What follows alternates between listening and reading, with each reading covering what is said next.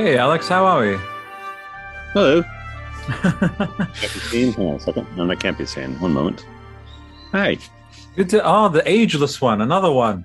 I keep getting these Yeah. guests who like seemingly just never age. What's going on, dude? Ah, You're a hiker or something, right? I enjoy hiking. I'm not currently hiking, but Okay. actually I'm wondering if these incredible birds here are not a little loud.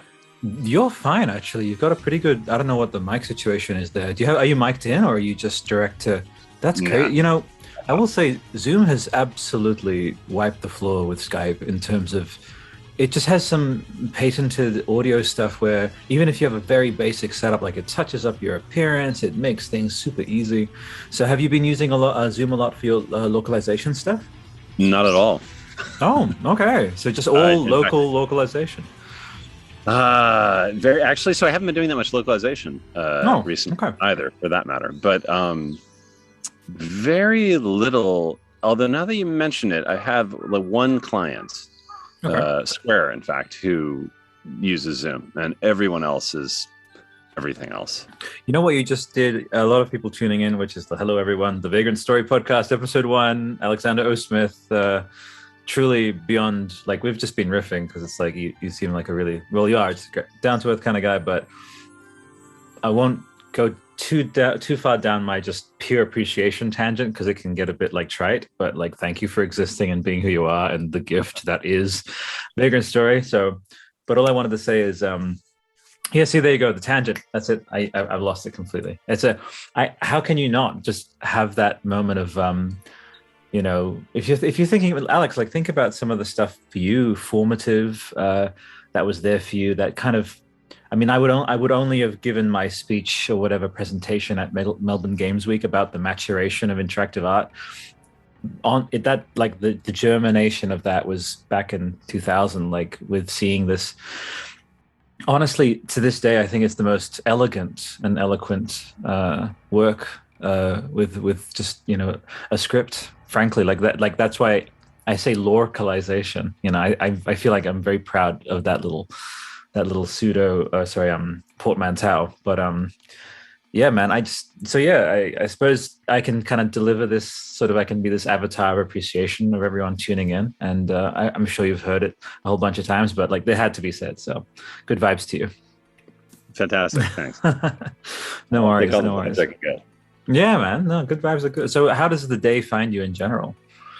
Good. I think I'm officially halfway over jet lag. I got back from the Okay, States. we've crossed the halfway mark. Yeah. I'm a week back. Mm. I finally got my like 7 hours is my sweet spot for sleep. Finally got those roughly within the nighttime hours. It's an accomplishment. I think well, the reason I asked earlier before about like using Zoom for like the localization stuff, is I suppose it's as good a starting point as any as what you were doing 20 years ago or 21 years ago, and what you're doing now. If you wanted to riff about the differences, I suppose, in terms of maybe even just you yourself, as how you've evolved just with your practice, like go for it. Well, I feel like that's a fairly large question. And that's why I like the Rorschach quality. It's like which way Yeah, will it which take way you? am I gonna Yeah, which way am I gonna go with it? exactly. I'm casting my mind back 21 years, was it? Yeah. To Vagrant Story. And a lot of the stuff that drove me then still drives me now. So that's the similarity I see. I was really interested in stories, especially those that kind of slip into the realm of myth.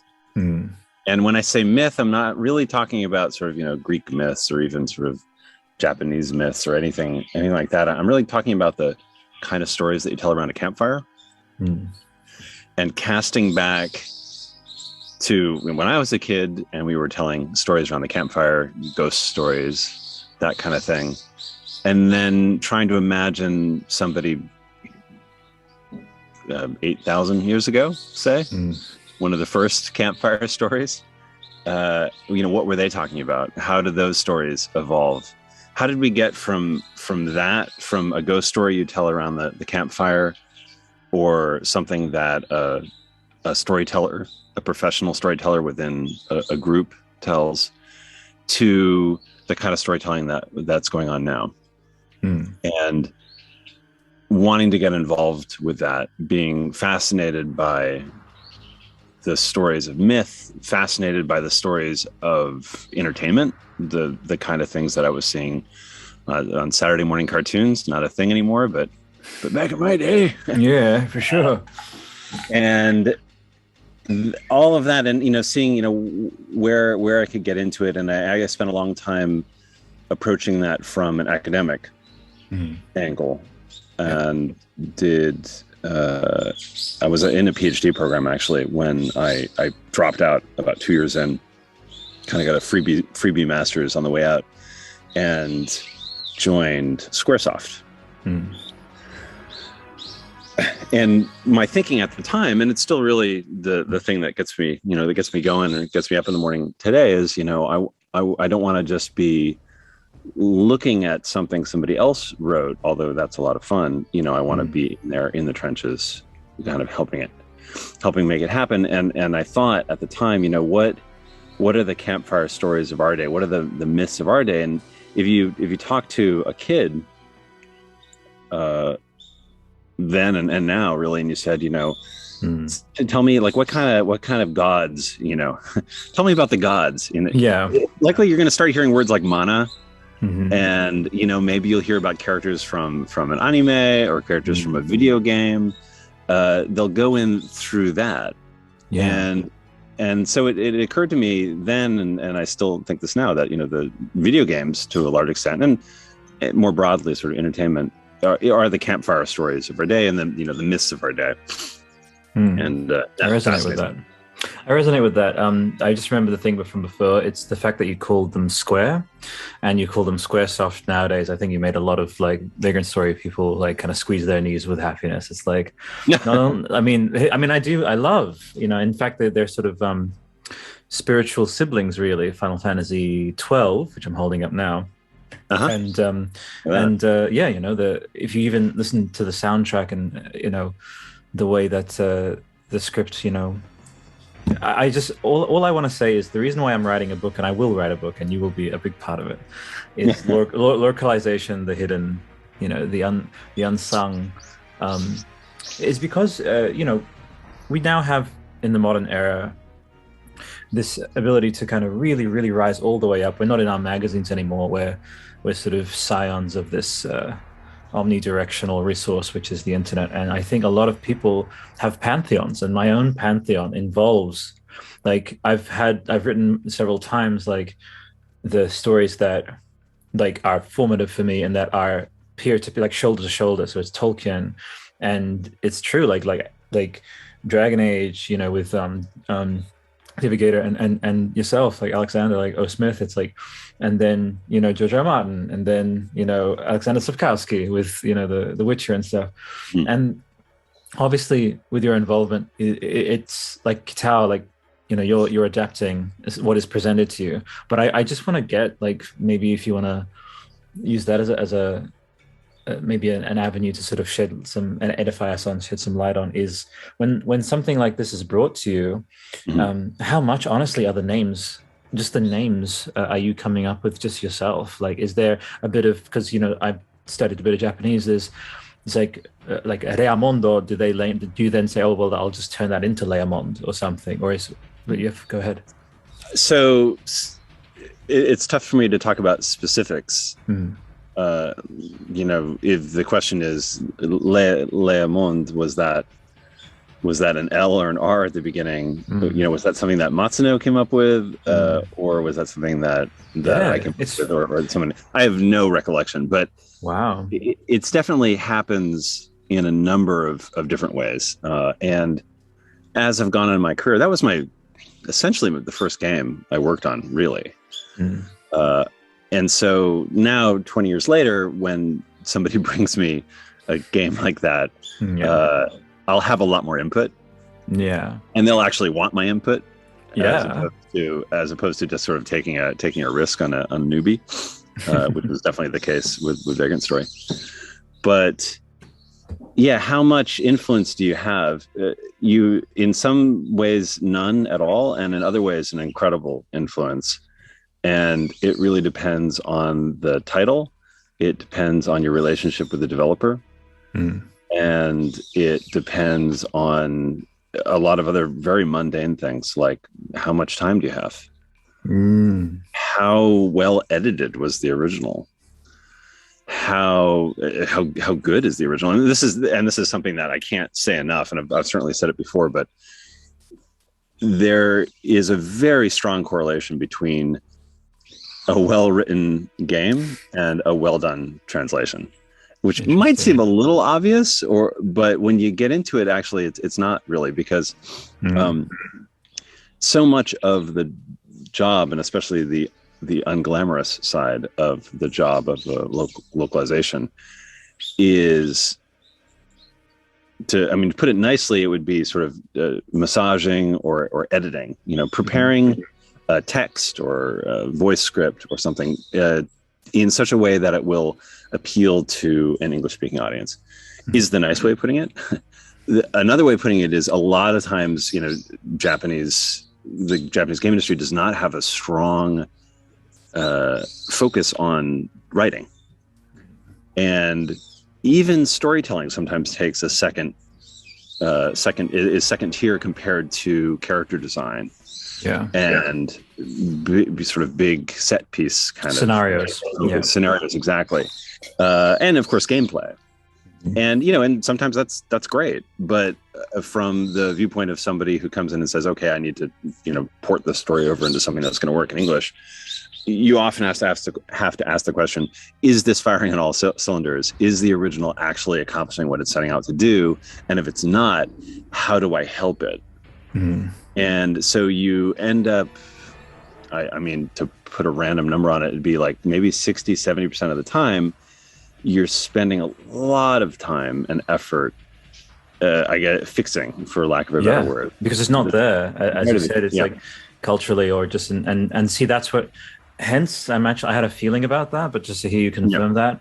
And what I say this thing, and it's not some over dramatized concept of like just dredging these names up from obscure. It's like, for me, like your reputation, you've been on some podcasts, and I think you spoke with Jason Schreier, I think, that at one point, for his triple click, not triple click, it was what it was before, split screen, Kotaku split screen. And I've heard you touch on some of what you referred to, but what I sometimes, maybe, I don't know if you've looked into some of the other shows, but I'm someone who, I think there's a concern, there's a big concern that authorship, I talked about this with Paul Schipper, who does some of the posters for the Star Wars films. And I just say, look, the way him and I met was because everyone was posting his art and not crediting him, And look, I also know from some of the research I've done that there's a de-emphasis on the individual in Japanese like production teams, and I think you very elegantly sort of flowed with that. But at some point, Alex, the amount of work, it just, as you said, 60%, that's a huge chunk of like, well, okay, so Snowfly Forest, and I actually have to do this sort of world building thing, which Tolkien and Frank Herbert, I guess the word is worldizing. It's like, well, I have to sort of make it seem as though all these character names and all of these, they all come from that same sort of living place, and that is a skill. That's not something that, I would say my mother is she translates from Italian. I actually spent some time, like Vagrant Story, I encountered it in Ascoli Piceno, which is basically like an Italian Leá Monde. It was very trippy, but fantastic. Atmosphere, right? 4D. Yeah. But basically, so I would say that's pretty direct. It's like one for one. It's like, okay, you want me to translate and roughly, but when there's this much of a creative emphasis, it's like, well, I just want to have that recognition. And that's why at some point the book, and that's why chats like this, and where we just kind of move away from this idea like that it's somehow, and at Games Workshop are one of the worst offenders. Like they just constantly post, like Paul Dainton is essentially like a Renaissance painter in terms of his craft. Like he's very skilled, but he's regularly like, I have to dive I have to do the reverse image search to be able to ascertain that it's him. And so he'll be jumping on at some point to talk about that. So look, you seem like a very well-reasoned, like head on your shoulders, not too much of an egotistical, like must be recognized kind of person. But I'm sure, like, and I'm not trying to like get you to fess or something, but it's like, just with the amount of work. I mean, frankly, imagine if you did this work and then there was a huge component of the work you did that just wasn't signal boosted or recognized for, you know, in the same way that maybe an author writing a novel or a screenwriter, you know, Lauren Hishrick, for example, I can just say that name, even though she's working with Sapkowski, but she is but she's more in sort of that, I guess, limelight, but recognition. It's like there should be nothing wrong. I think there shouldn't be any crazy head games of like, well, I don't know, maybe. So what do you think of that whole premise? Well, I mean, yeah, don't you're inviting me to talk about myself, which you know, this I'm podcast sorry. never end. But it is really important, and I'm not being sort of fake humble here. The point that localization especially often doesn't get recognized is very well taken and very and well made, and in that context I think I've benefited possibly even the most. Like, I don't know of any other localization person that even gets mentioned. Well, no, I'm talking about like 10 years ago, 10, 15 years ago. Now, thankfully, with Twitter and the ability for people to get out there and say, hey, I worked on this project, even if it's not being limelight, put in the spotlights by the development companies or the publishing companies, that's been huge. And that's a big game changer. And it's great, and I clap my hands with glee every time I see a translator, you know, a localization person getting their props, because as you mentioned, it's a big job, it's a creative job, and I think that it's a little hard to understand. It's a hard sell sometimes, because author, we all know what he or she did, but translator, well, didn't they? And it runs the gamut of like, didn't they just look in a dictionary and say, well, this word means this? Sorry to interrupt, but you're a bit like the Lawrence Kasdan figure who came in and he was paid $60,000 or something to rewrite. He's just like, George Lucas, you have these great ideas, but to be able to actually have it so that we have those scenes, which for you I would say is you need to show more respect or start believing in fairy tales, risk breaker. Like that's people, right. You're seeing that in our small communities, which is an interesting thing. When I get to speak to the Russos, it's not Russos, whoever did the writing for the Pirates, I'm like, did you, that line, Jeffrey Rush, best start believing in ghost stories, you're in one. It's like, did you, because it was 2000 and you were writing at that time, you're writing Pirates of the Caribbean. Were you playing Vagrant Story? But yeah, no, like, and as you said, like, what I love is that there is a shift. I had the guy he designed the new font of Avatar. His name's John Russell. Okay. There's a big SNL joke about how Ryan Gosling is like Pirates, exactly. One of my favorite. Exactly, and I got him on the show, and we talked about how it's like, honestly, it has changed. Like the idea that now, like I know this. Everyone has this now democratized signal boosting opportunity, and I'm like, this is fantastic, and this show is certainly a symptom of that, and I'm really digging on that. But actually, well, I suppose using that as a segue, in terms of other, this nuanced aspect to what you do of this, it's a hybrid job. It requires. You would think almost like disparate hemispheres of the brain. It's like I'm just doing a direct translation, but then I'm also weaving. I mean, for me personally, I would find that I'm a big fan of like untangling messes. I like to throw the clay down, and then, because I'm doing quantum myth, I do some writing and stuff, throw the clay down, and then the creativity comes through parsing and shedding. So how much would you say of the original clay that was thrown to you of Vagrant Story did you end up having to either scrap entirely or really aggressively retool and reshape? Like, how much of that original thing was preserved? So Vagrant Story, and as I was sort of talking about earlier, when I mentioned a lot of translation quality depends on the written quality of the original. Vagrant Story is very, very well written. Mm. Absolutely, and I can't overstate that enough. The Vagrant Story, basically everything that Matsuno's worked on is among the best, if not the best, in that you'll find in Japanese games. Yeah. So that said, when a game is working so well in the original, it is a gift for the translator, because suddenly you have all this extra time to work on.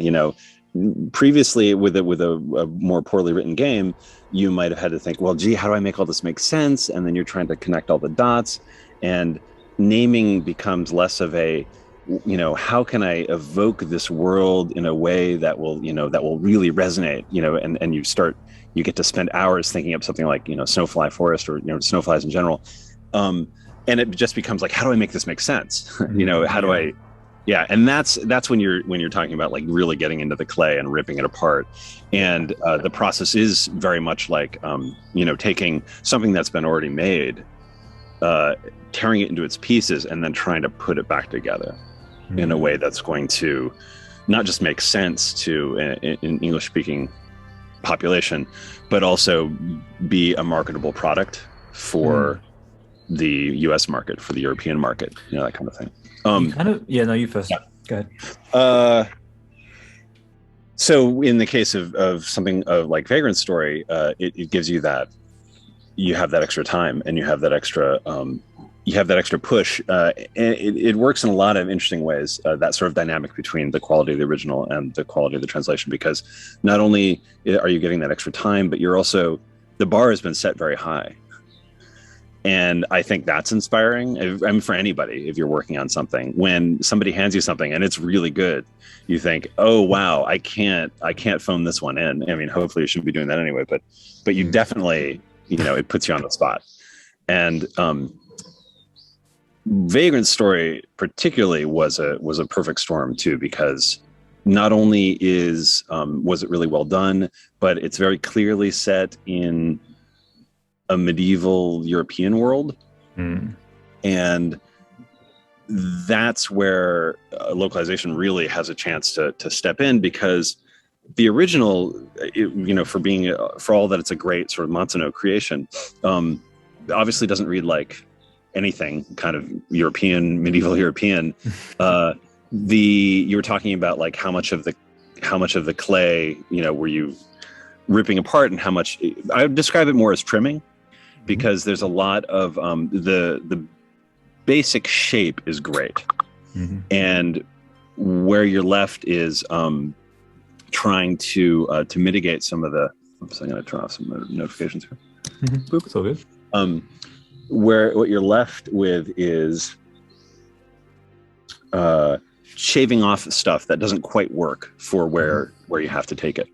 So there was a bit of that for Vagrant Story. I'd say a lot less than for other titles I've worked on. There was some terminology, and I actually revisited the script not too long ago, a couple years ago, because I had some questions or something online from somebody, and I went and like, what was the thinking process there? And I remembered stuff like the original script mentions terrorists, cast some of the people as as terrorists, and which in English language context really felt different. It felt like that wasn't the direction we wanted to go in. And so you do end up sort of taking a lot of these concepts and saying, well, if I were trying to talk about this in the world that we're trying to create, how would I talk about it? And so it's that recasting.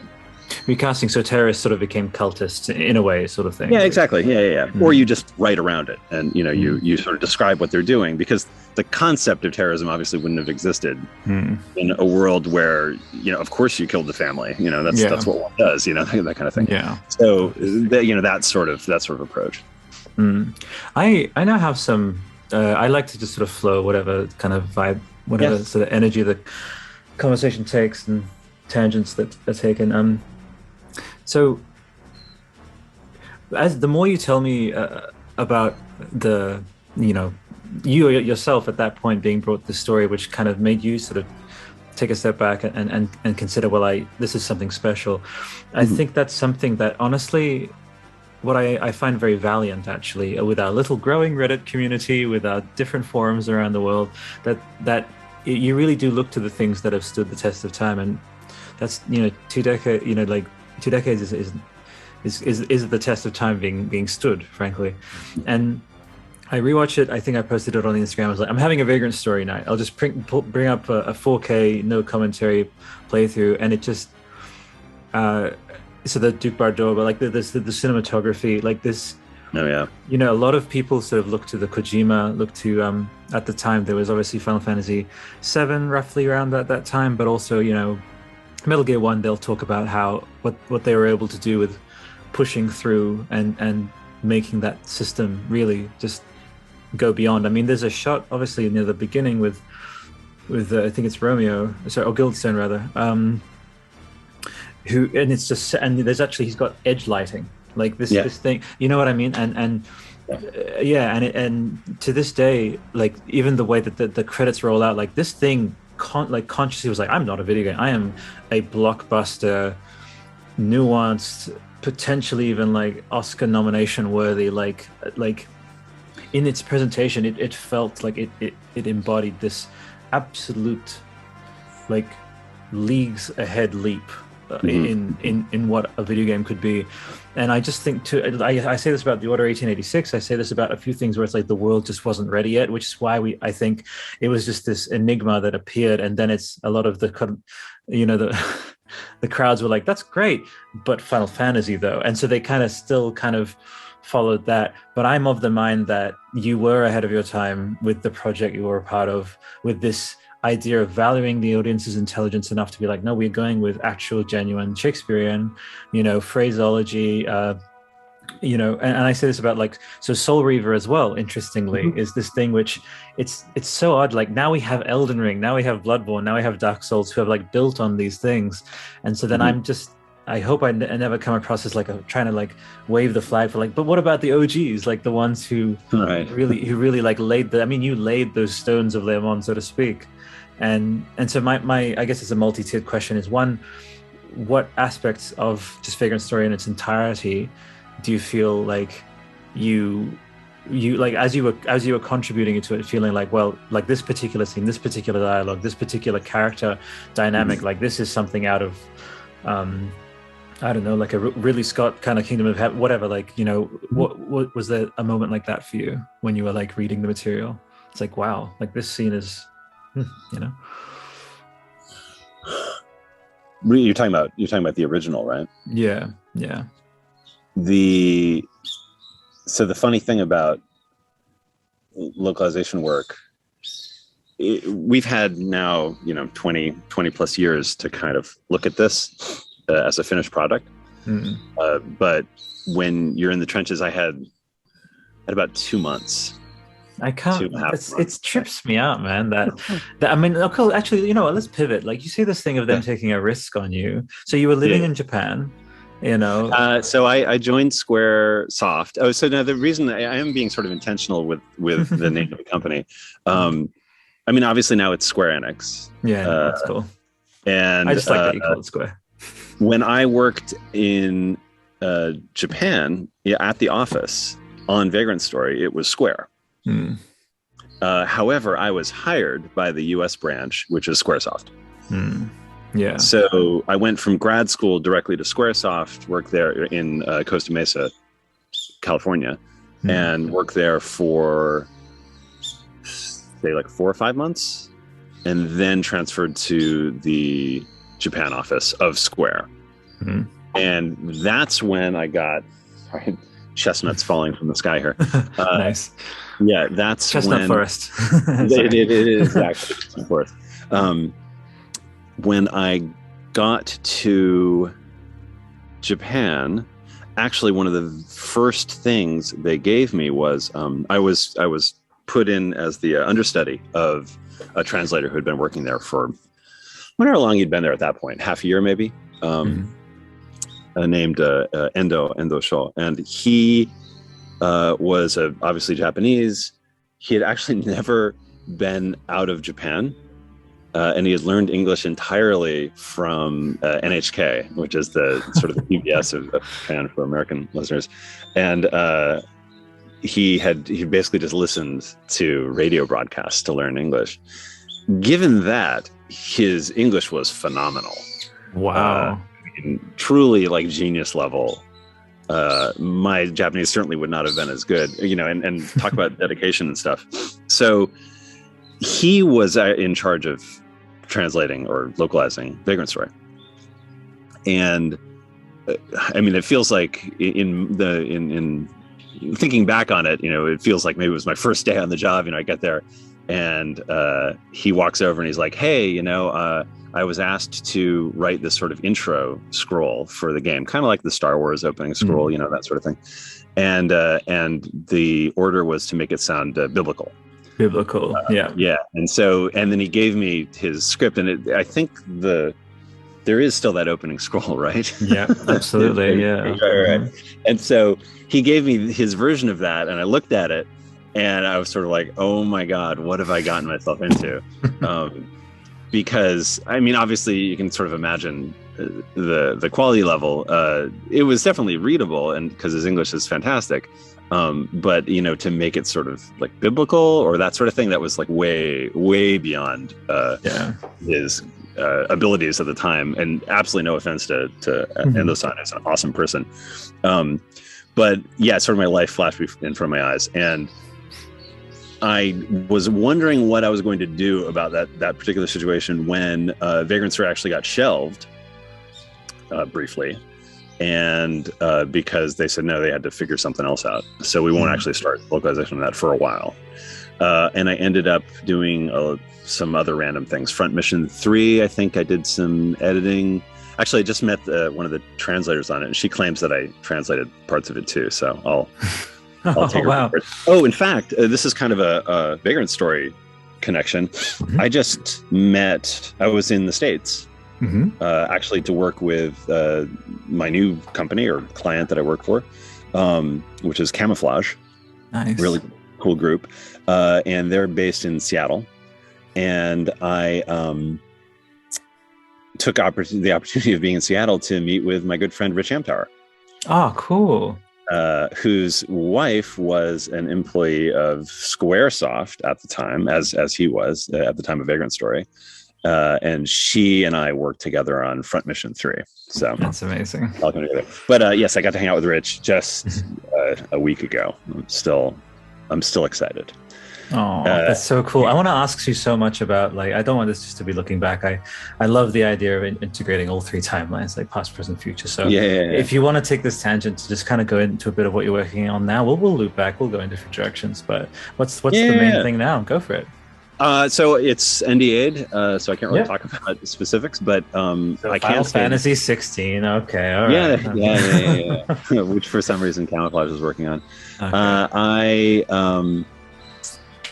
5 years ago, I want to say, took a break. I've done a number of different things outside of straight up localization over the decades. In writing for Wizards of the Coast, I did a lot of writing for Magic the Gathering.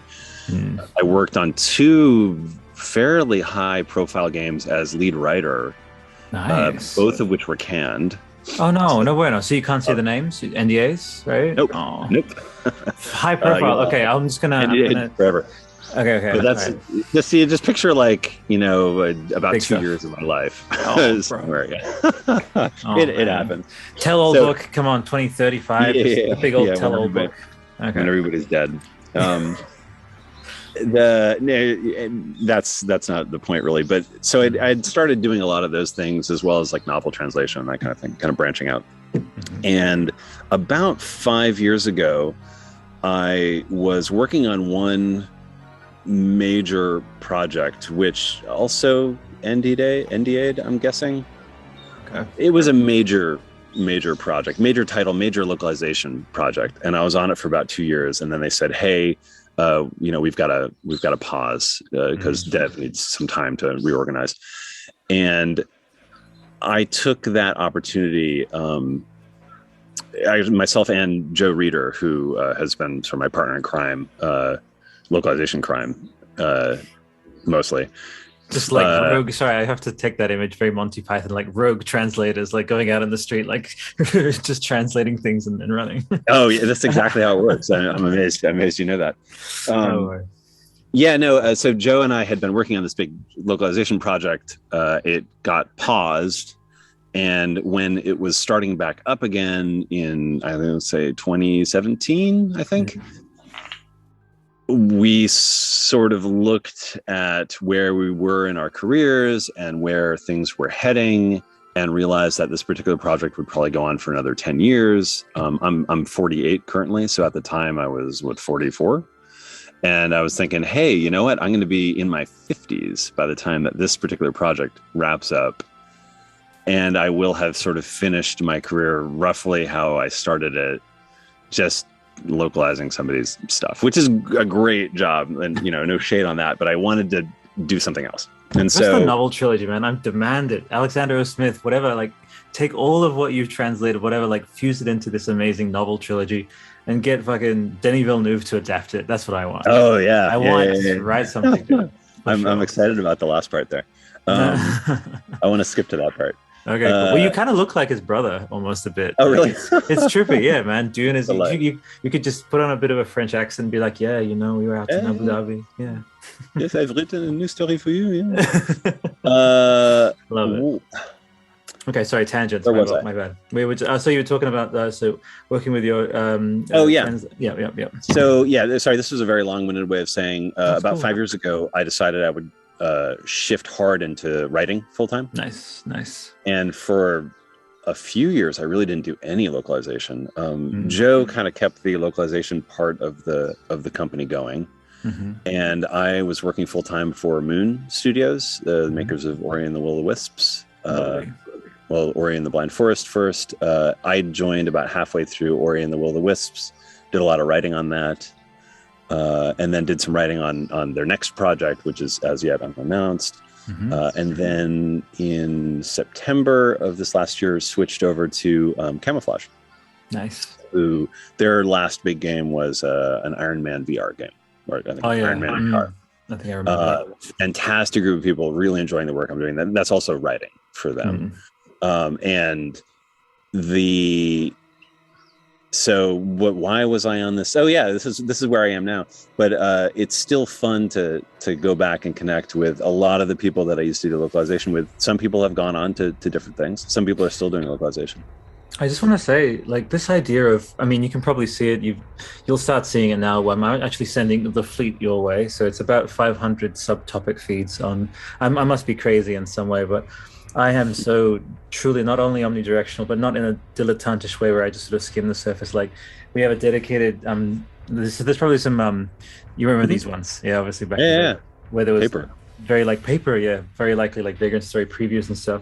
So I started speaking with Daniel Kabuka, who was one of the guiding, like alongside Amy Hennig, like developed Legacy of Kain, and I have such a omnidirectionality to what I'm interested in and what I love to like genuinely dive into, do in-depth stuff. I'm just one person though, and I still need to figure out that ikigai, like something you love doing, something the world needs, something you're good at, something that gets money. It's like I think I've got about 3 of those, or maybe 2 of those down pat. That's not bad. It's not bad, but but I want to say what I love and I truly do admire, in not in a pedestalized way, but just like I'm so fucking happy for you, man, is like you have made a career out of basically becoming like this eclectic creative person who can dive into like an Iron Man and then help with some Ori, and then like that's I mean it's as someone who has all these different subfeeds for like this main show that I do, like I just sort of I suppose like riff with some of the makers of them, but you're involved creatively. And I want to say like again that it's like imagine a gear shift that has like 100 different slots. Like, so how has it been like just accruing that much like multi-directional, eclectic creative input? And how's that been just in terms of shifting? Maybe it's like, oh well, I've been 2 months on something Marvel, but now I have to shift to something, I don't know, DC or something. What else? Like, how's that been for you? Just that, yeah. I think localization as a profession or as a calling is a really good way to get used to gear shifting. And you were also talking about ego earlier on, and that's a really interesting topic, and that's something that I talked to my sort of localization buddies about, because localization is one of these really interesting spaces where you absolutely have to have an ego, but you also absolutely have to be able to control it. And you see people, I think it's a huge determiner of success, where because if you don't have an ego, if you don't have a thing you're trying to say, or even just a world you are trying to create in bits and pieces, then or put it another way, a voice. If you don't have your own voice, I believe that your translations will never be as good as they could have been. And it sounds weird to talk about voice. Aren't translators supposed to be sort of chameleons, joking? And it's true, you are. And so the camouflage question is, yeah, exactly. It's all coming full circle now. You're asking, like, what is it like sort of jumping between all these different things? That's the gig, I think, especially with localization and now in writing. It's all about having your own sort of policy, your own style, whatever it is that you're bringing to the table, and keeping that protected while interfacing and interacting with all this other creation that's going on around you. And I think one great thing about the sort of doing localization first is that it makes you very very flexible in terms of dealing with projects at varying states. I was talking about like the quality of the original. Sometimes you're getting something that you really just have to build up from scrap pieces.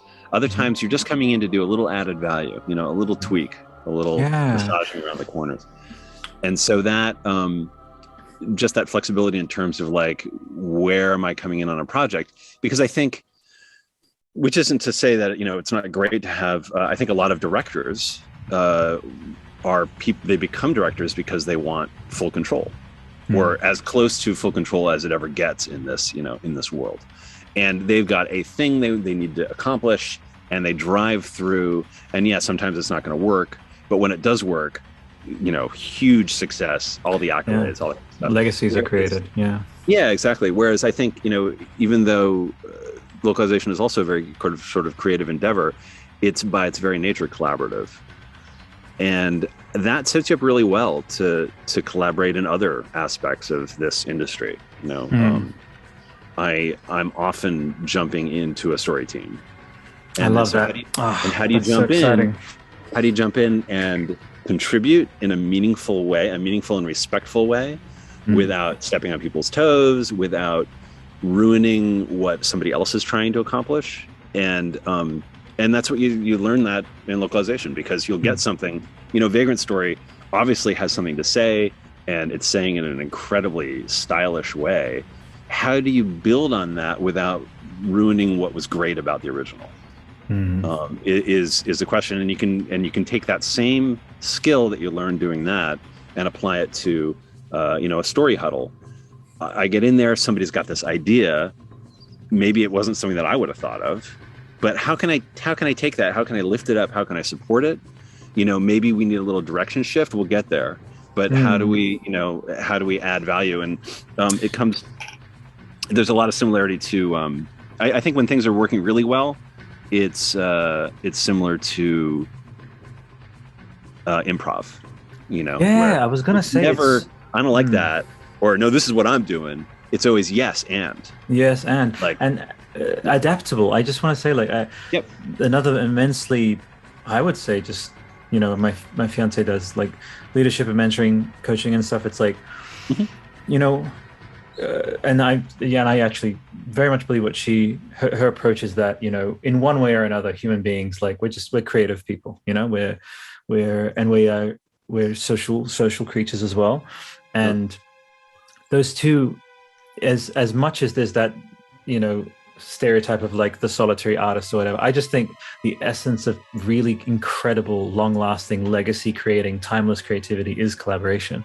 And there's no doubt that the reason why, like Empire Strikes Back, for example, I just rewatched it yesterday, or a little bit of it. The reason why it didn't and it has this legacy of like there's a lot of raging debate about certain things. I think people should do better, find better things to do with their day than like debate Star Wars. But insofar as it is, there's a consensus, and I think it has to do very much with the fact that people jumped in and they had critique, and there was no sort of dictatorial kind of approach. And it was, and George, it was funny, like he was more relaxed, but he still was. I think he had a breakdown on the first one. He had to go to hospital and stuff because of like the British people on set were like, sorry, George, we can only do 1 Death Star instead of 3 Death Stars. Like there was moments like that. Yeah. And if you look at all of that, it's like, sorry, we can't custom design. There's like, here, I'll just stick all this together and boom, it like made out of a torch or whatever. And here's a lightsaber. And then it went on to be so as you said, improv, I think, I just think it's like, I personally think the best art is also psychologically healthy art. And I think that also adds dimensions to the, like, you come out of an experience like, I don't know, Vagrant Story or Ori. It's like, I adapted in a way that I hadn't before, and I will now carry that range of motion that creative limb can now reach to. I will now bring that into my next project. And I just think, man, first of all, I don't believe the 48 thing. Shut up, you're like 35 and stop lying. Okay, so I just think you're really weirdly like building this kind of like creative collaborative acumen that I just honestly, like, I just can't wait to see what's next. Like, that's really awesome. Like, you're sort of charging up, full of, it has to come out in some way. I really think it'll be something. Have you thought of, like, are you sort of building something in the background, maybe like a bit of a paracosm, kind of like, I don't know, world creation, world building, your own sort of Alexander O. Smith verse that we might start seeing? Right. Right? Nothing that's taken shape per se, but I have been working on a novel off and on. So we'll see when that if people stop paying me to write someday, then maybe I'll do that. I'll organize the squad to just start defaming you in the industry. Yeah. Oh, awesome. I love that. This is where this is going. Finally. We'll get you in that lodge. Just like, that's it. Beer down to here. It's like everything else is falling apart. I just need to finally write. I'm not that far. I'm not that far away. I mean, I did trim my beard, but that's about the only difference that would in the just for the show. It was just for the show. That's right. Yeah, for an hour ago or so. All right. First of all, this is the point at which it's like, because I vibe out like whatever. It's always a bit of a roll of the dice. It's like, how is someone going to be? You're even more pleasant than I thought you'd be. And obviously, you need to come back on the show if you ever want to. You'll start seeing them. It's like, oh wow, the Star Wars podcast is now following you. The blah blah blah. Like, I've just found this weird. Look, you know what, Alex? The algorithm and me we're not very good friends. They don't like the idea of diversifying as much as I am, but. Right. But as someone, I think I sense a sort of a bit of an eclectic kindred spirit in you. Speaking of which, I kind of like to ask, it's like, what sort of modern stuff is resonating with you, whether it's music or films, or we're just going through Succession now. Ray and I are loving it.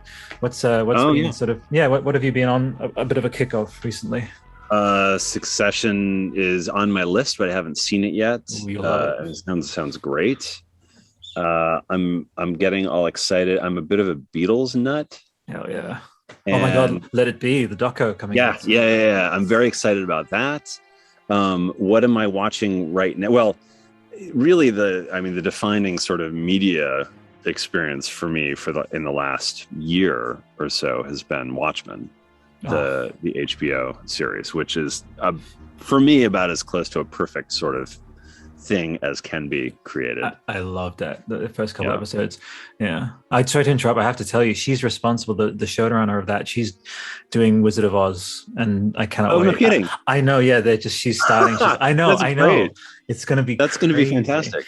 Yeah. So, and we have a substitute for that, but didn't mean to interrupt. Go ahead. So, Watchmen. Yeah. No, I've seen that 3 times now. It helped my daughter actually did. She's in her last year of high school right now, and she did a big deep dive report sort of essay project on Watchmen, the original graphic novel. Alan Moore. And so I had seen the show already all the way through, and then I'm like, you would probably like this. And then I watched it all the way through with her. Yeah. And then we watched it again as she was working on her paper. So yeah, I've seen that one quite a bit, and I think it's amazing. What else? I'm actually I'm surprised that I'm enjoying Foundation as much. Cool, nice. As I am. Apple Plus, yeah, Asimov. Apple Plus, yeah. Which I was only aware of it because Ted Lasso, which is sort of required viewing in my house. And then when we started watching Foundation, actually my daughter and I started watching it together, and nice. It's funny because it's way better than I feel like it should be. Yeah. It's like, let's do a story about math. Yeah. I know. You're like, wow, that sounds boring. But then actually I just love the fact that they're taking time. I mean, it helps a bit that I haven't read the original since I was 14 or something. So it doesn't bother me at all, the stuff that they've changed or whatever. I had no expectations going in. And so I'm just enjoying the slow pace and the fact that we get to see like 20 minutes of costume design, essentially. Like one of the sequences where they were talking about the ascension, I think, of the Emperor character. It was like 20 minutes of screen time where we're just kind of watching the ceremony, and I was like, wow, they can actually do this. I like it when we slow the pace down a little bit. Jared Harris, Lee Pace. Also, Jared Harris, if you haven't, please check out Carnival Row that he's in. Okay. So the creator, it's him and Guillermo del Toro. It's interesting because it's a very Guillermo del Toro premise, basically. 1800s London. And you shake that up a bit, and what you've got fairies, you have ogres, you have centaurs. And wow. Wait, what is this? Carnival Row. I've seen it three times. Row. With Cara Delevingne and Orlando Bloom. Cara Delevingne plays a fae, right? What's going on? Please do. Exactly. And so I think you'd really dig it. And is there any what is it? I can never remember the name of the Jonathan Strange and basically, so if you think about it, it's like what's the reference point is like Sherlock Holmes, like you take, and basically what if Hound of the Baskervilles had like fairies, kind of like and like was very, very dark. And the reason I bring it up is Jared Harris is in it, and he plays someone Longerbane. Like, you'll love it. And so it's also the screenwriter, his name's Travis Beacham. He actually is a screenwriter for Pacific Rim. So the thing that got him on the radar was the script, A Killing on Carnival Row, right? And it's, what I love is also, I'm sure you've heard of Temeraire, the Napoleonic Wars. Have you heard of that? Oh, so Temeraire, Napoleonic Wars, shake it up, and there's dragons. So instead of ships, there's Sounds like a you would totally dig that as well. So, but yeah, Carnival Row. So yeah, but now I see the thing is, like, the reason why, like, Foundation, I'm plugged into the Dune sphere a lot now. We're hoping to get the Greg Fraser, the cinematographer, on that one. And and what I just want to say, dude, is let's even just open that up. It's like, we are in a time where, like, Dune is doing really well. Foundation is now a series. Like, doesn't it weirdly feels like anything can happen. Like, and so on that premise, and please, like, don't tailor your answer to the show you're on. Again, you're probably going to come onto the Beatles show. We're going to chat about that. We have to do that. Come on, Alex. We have to talk about the Beatles. Yeah, man. Oh, you're really good at that. Yeah. The lead singer of Tame Impala, who's this guy in Australia. He that's how he sings. John Lennon. Oh well, I'm looking at his album through the window here. Actually, we have a Tame Impala podcast. One of my absolute favorites these days. Okay. Yeah. Excellent. I mean, it is honestly like Ginger Baker on drums. It's fucking a bit of Hendrix on guitar, a bit of Sabbath. Come on. I think Slow Rush is on the turntable as we speak. So, this guy, what are you, a brother from another? Come on, this is fantastic.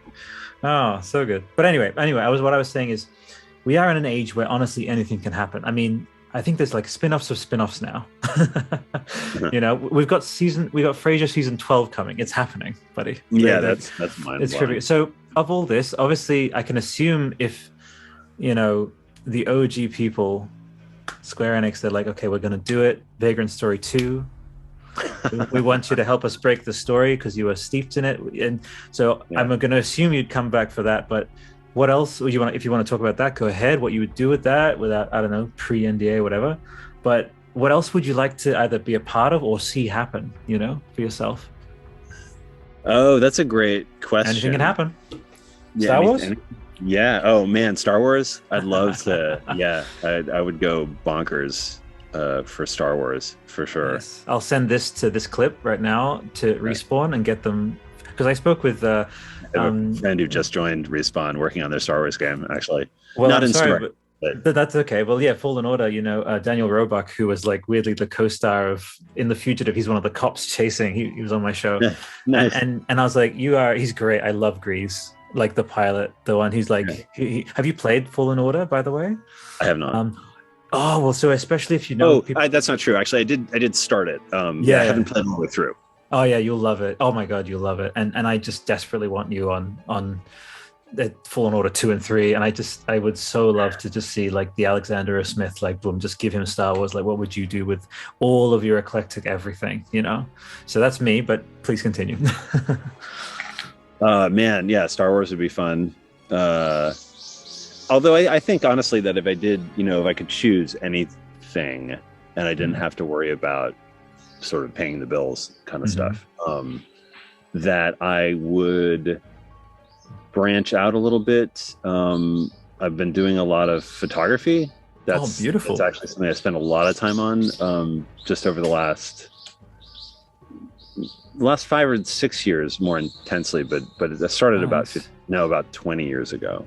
I saw your photography of the kiln in Japan. I loved that. It was beautiful. Oh yeah. That was went along. My wife actually does tours and sort of experiences for visitors in Kamakura, which is where we live. It's been a tough year and a half, obviously, because there's no visitors. But we did last I think January of this year, so almost a year ago now. So you want to be doing that band photography, maybe like nature photography? That's awesome. I love that.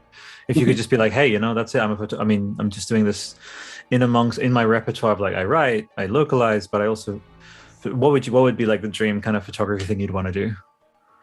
I've got a couple book projects I'm working on slowly, very slowly. And these things sort of, they change as they take shape. So I can't really say where they'd end up.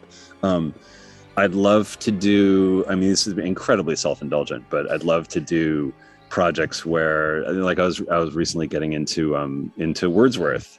Nice. Turns out he's really good. The stuff that, obviously I'm aware of a lot of this stuff, but some things I just never took the time to sit down and read. And so, I've been reading him. I'm like, wouldn't it be amazing? I'm sure somebody's already done this, but, just like go to the Lake District, take photographs and put them together with the poems and see what comes out of that. Maybe there's some short stories to be written. Maybe there's a book to be written. That's another place where it's real easy to slip into the world of the Fae, because you can't walk on a moor without like thinking, what's underneath those hillocks, that kind of thing. Oh my God. So something like that. And I'm not saying it would be like a photography book, although that would certainly not be a bad thing. But what kind of stuff would come out of that? Maybe it's a short film. Maybe it's something like that. I'd love to work on. I've got to ask you about directing, man. Would you direct? Is that something you might, just from sheer saturation in these productions? Like I'm sure, like you just have a vocabulary that just is waiting to be articulated in a project of some kind. I'd love to work more on video and the visual stuff, because I feel like I've gotten to a certain point in photography where I'll start seeing work by certain directors and I'd be like, this dude's totally a photographer and he wrote this entire scene just to get this shot, just and you can totally tell, it's really obvious now. And I'd love to do that again, very self-indulgent, but I think maybe you're allowed to do that a little bit. I'm digging that, man. Again, what I love is that this very much doesn't feel like, okay, just chiming in and then we'll never speak. I just want to, at some point, I will obviously always feel it out, but I said this to Richie Beckett. He does some of the, cross-hatching stuff, for Mastodon. And so it's like, I am just so amped with what's coming. And I really dig that we've connected, because it'll just mean, as Ray and I were talking about this, my fiance, we're like, we're going to look at a bit of a pendulum swing back from COVID, where a lot of people, as you said, like it's affecting like your wife's, the profession with people being inside and stuff. But I really do anticipate a bit of a creative, like an unexpectedly multifaceted creative boom in the 2022, 2023 and onwards. And you will not be immune to that, sir. And I am really, really stoked to see what happens. So I'll just say, go ahead. Yeah, no, I think the timing will work out really well for the project that I'm currently on. Yeah.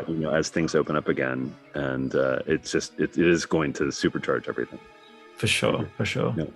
Man, what this leads me to is, obviously we're on the Vagrant Story thing. I think I've already okay, he's got to do Tame Impala. We have to riff about that. Got to do freaking Carnival Row. I think, as someone who's watched Watchmen 3 times through, but also what's so interesting is the showrunner of Watchmen, doing Wizard of Oz. I started looking, I was like, what is the connected DNA there? And she gave a statement. She's like, this is why I'm interested. And then I started seeing all that yellow imagery of, the yellow, like that's because one of the main things with the advertising of Watchmen is this prevailing yellow. It's like yellow brick road.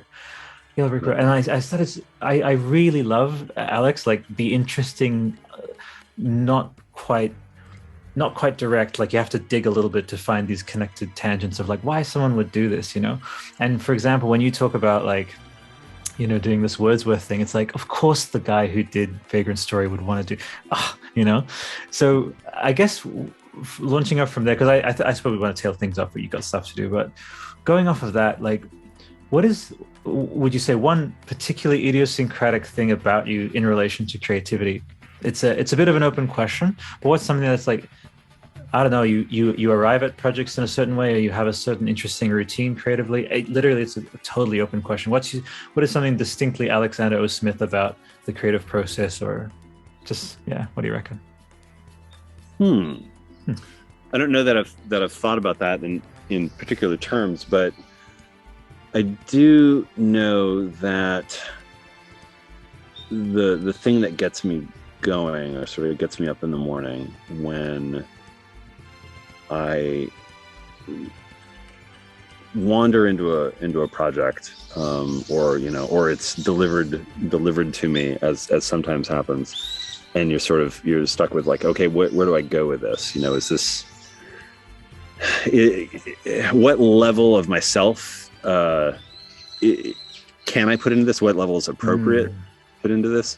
And it's when,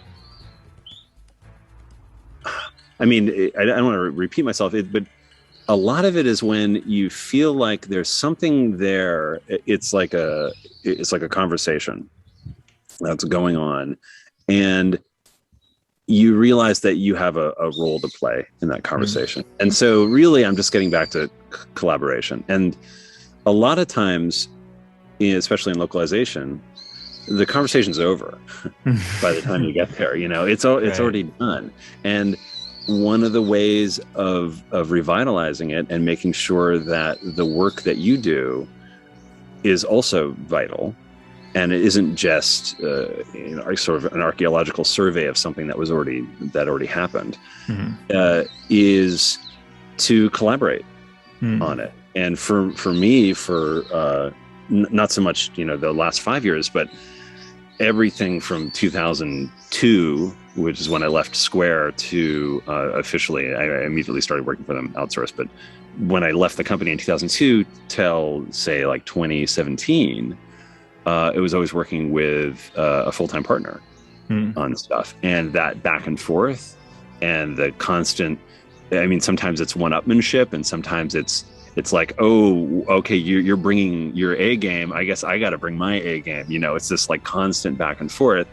And this is something, and not to compare, the work that me and Joe have done in any way, shape, or form with the Beatles, but it's something that's what really fascinates me about their story, is that back and forth, and how it is Paul McCartney and John Lennon, obviously both, insanely talented songwriters and gifted storytellers. The stuff that they did together is so much better than anything they could have imagined. I think had they not met or had they not worked on. And then when you look at their solo stuff, also amazing, but it's not the same. And and so that dynamic. The creating that conversation and creating that collaboration, I think is a really, really important part of my creative process, if you call it that. Which is why when I think about like a book project or something like a novel, I don't think I'm the kind of person who goes off in a shack in the woods for a year and comes back and like, here's my novel. I think that it would be something done in collaboration. Even if I'm collaborating with a poet who's been dead, 300 years. Nice. It's something that I'm doing with something else. I'm joining a conversation. I truly look. Hans Zimmer just put out 3 soundtracks for Dune. He put out a soundtrack for The Art of Book, right? So I just had a very vivid flash. I would say more than anything creatively, I'm a producer. Like I just like to, I create all the assets and stuff, and I try to get all these. I honestly, out of impatience, I was like, well, I can't find co-hosts yet, so I'll just start hosting it. But like Last of Us, for example, we have 2 people, so I'll just be the producer who then also wears all the different hats as needed. But one of the things I can't help but get is these vivid flashes, and just an Alexander O. Smith Wordsworth kind of photography book with an accompanying soundtrack or something. Send me that Kickstarter link like straight away, dude. All I'm saying is that's so idiosyncratic, and I love that idea of I just love that idea. It's very, again, there's something unique and innovative to it, and I just want to commend you on that, man. Like just being in the circuit, or like being in that the untold amount of projects you've done, and then obviously as some of the ones that have yet to see the light of day, or we'll learn about in the eventual biography or whatever. Right. Like the fact that yourself, like you keep that pocket open, like, so I am contributing to other people's creative visions. I'm part of these teams, but you also have that edge of like what hasn't been done before. So I just think that makes you one of the most well-rounded artists I've ever spoken to, and I'm like really impressed and like grateful I met you. That's groovy, man. Groovy, dude. Yeah, see, I can tell you're a Beatles fan because you're like, oh, groovy. Yeah. But of course. But if we're gonna go 5 bands, man, we got Beatles number 1, or we talking Sabbath number 1? What's number 1 though? Is it Beatles? Beatles? Oh, yeah. okay. I mean, not to be too obvious about it. For me, well, we're seeing Jethro Tull next year. Oh, no kidding. Which is nice. Trippy. These guys, like, I sometimes have, again, what the different timelines of like if Bowie was still with us, would he be doing what? But Jethro Tull, they're a locomotion breath. They Leipzig next year is when we're going. So have you seen Paul live yet? 3 times now. Of course you have. Maybe 4. Yeah. Nice. I very late coming to that. I mean, it had always been sort of I'd love to do that if it ever happens, and then and I'm like, oh hey, I can do this. So I keep dragging people now. Love it. I just and I, by the way, if I'm ever like even politely interrupting, it's like, believe me, this is sentence interruptingly good. So what you have, man, is you have all these connections in games. You have Destiny, who did Hope for the Future, like Paul McCartney wrote that. I'm just saying you can Tarzan swing your way, and I just want to see Alexander O. Smith make the Paul McCartney game. The Beatles game. Man, I am so I have pitched on this show as like however small, whatever, but it is a platform. I've said, look, what wouldn't an interactive experience based on Dark Side of the Moon be just a trip? Like, and each of the chapters, how we have chapters like of games, it's like it's a track number, right? And then you dive into each track and you experience something. It's done with full collaboration with the band. And I know we had I tripped out when Rock Band came out. I mean, I'm sure you did. Total Rock Band. I was I was like, but I was rewatching. I was like, but what about an RPG here? What if we could go to Pepperland? Like, and wouldn't that be great? Like open worlds based on albums. Like, am I crazy? Wouldn't that be amazing? Like a Beatles. Yeah, no. RPG? Well, and the Beatles, the Beatles Rock Band was, I think, fantastically well done.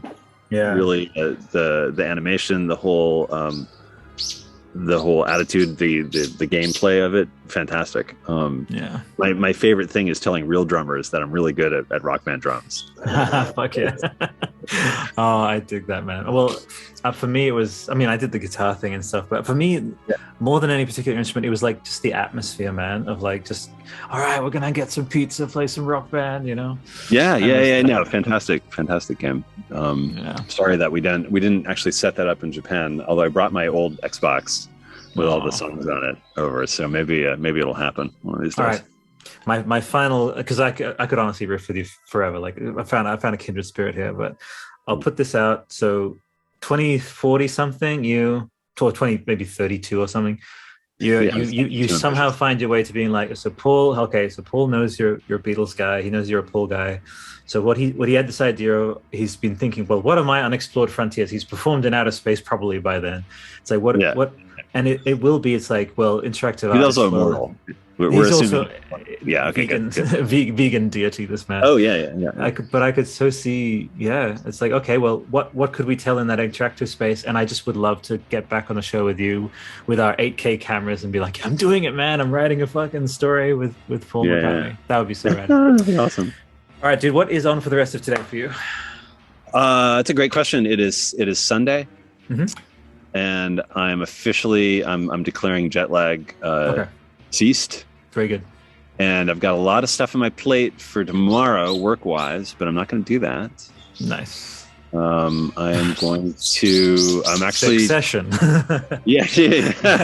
No. I think I've had enough input. Actually, I just finished a whirlwind 2-week tour of the U.S. With my daughter, college tour, and then I spent a week in Seattle with the Camouflage folks. Okay. And so I've had plenty of input, and I'm actually I'm gonna do some maintenance today. I'm gonna clean, and I'll probably end up reading later on. But I think that's another thing. Your listeners, everyone should read. Yeah. Sure. Stop listening to podcasts. Start just read stuff. What are you doing? Turn this off. You should have turned it off ages ago. But in terms of where people can find you, and I do want to signal boost you like this. So on Instagram, go for it. Instagram, actually everywhere. Instagram, Twitter. That's about it, actually. Well, and Gmail, if you must email me, I'll ignore you at my leisure. But you can find me at Aokajia, which is AOKAJIYA. I'm that on Instagram. I'm that on Twitter. Excellent. That's where we'll see the eventual couple seconds teaser trailer of whatever interesting video format stuff, or the Wordsworth thing. Like, this has ended up being so much more for me, the more multifaceted the better, frankly, with conversations. It's like, yeah, sure. I don't even really think about the people being like, just talk about this one thing. It's like the conversation went into all these insanely worthwhile places, and I wouldn't change a thing. So that's amazing. I hope you have an amazing, relaxing post jet lag recovery, chilled out vibe over there. I hope the brown-eared bulbuls aren't going too crazy on your audio recording. Well, I'll actually probably have some like Snowfly Forest stuff in the background, and maybe like a bit of that soundtrack or whatever. And nice. They'll just add to the atmosphere. But man, giant big hugs, and let's speak again. Beatles, okay? Yeah, absolutely. Take it easy, man. Have a good one, Ben. Nice talking to you. Nice talking to you too. Bye.